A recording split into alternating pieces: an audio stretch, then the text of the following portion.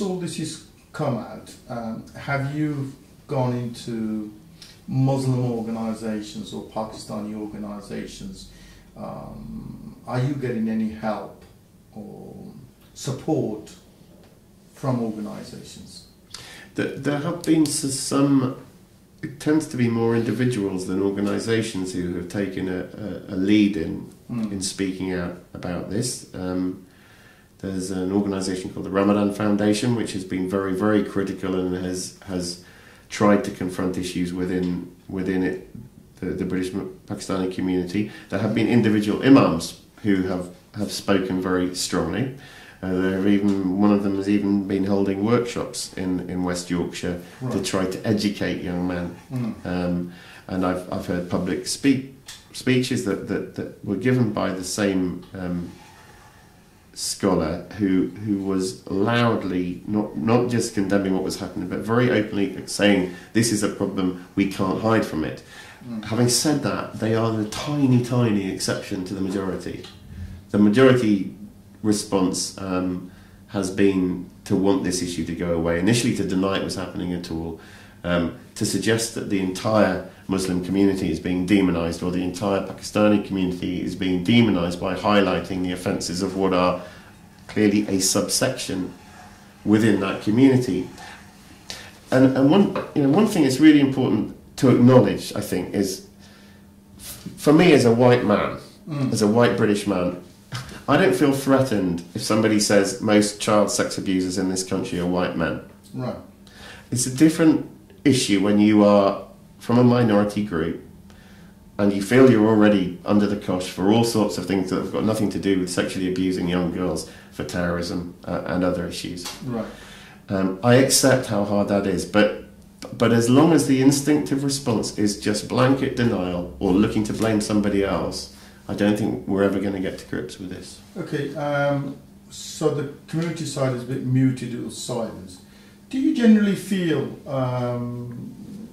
that across the board, even at our government level, or in the law enforcement agencies, the police or the social services, are they sort of muted in this as well, the silence? And is that why this kind of thing has gone on for a long time? I think you're absolutely right that for far too long, for many years, there was a growing awareness of what was happening and an absolute refusal to acknowledge it, partly because of, I think, ignorance, partly because of the terror of venturing into such a cultural minefield.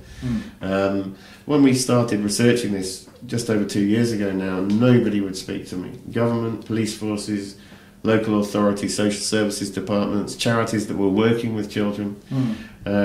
That's changed quite a lot in the last 2 years. Within a few days of our first story, there was a government-ordered a national inquiry. There's a second one and now a third one underway.